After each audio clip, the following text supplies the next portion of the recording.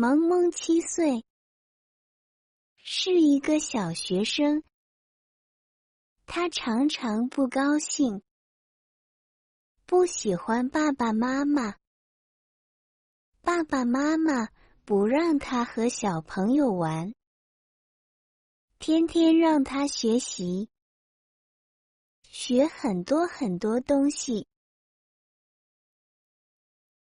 星期1学唱歌，星期2学画画，星期3学跳舞，星期4学书法，星期5学英语。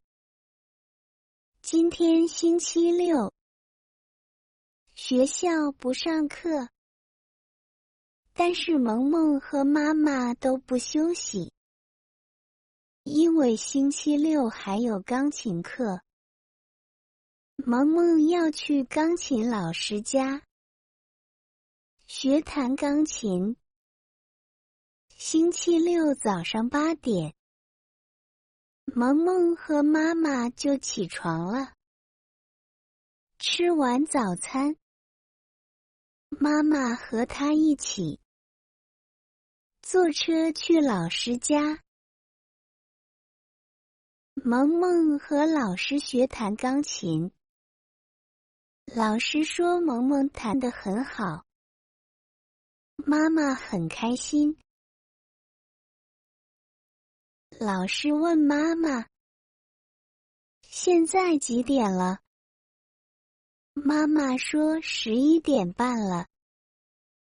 老师说萌萌能回家了。中午12点，妈妈带萌萌去吃午饭。吃饭的时候，萌萌说下午想去朋友家玩。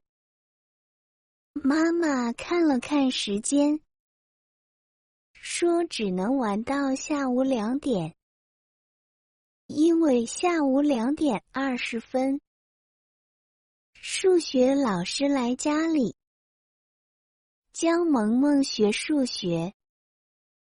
萌萌不高兴，问妈妈：“我什么时候才能休息呀？”妈妈说明天吧。明天星期天，上午你可以和朋友玩。下午2点，妈妈和你一起去图书馆看书。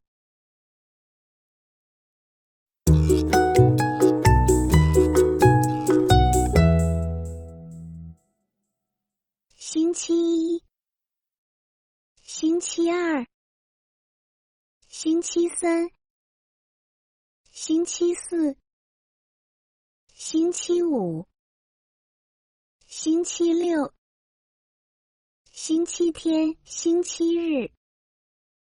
今天星期几？今天星期6。现在几点了？现在下午5点半。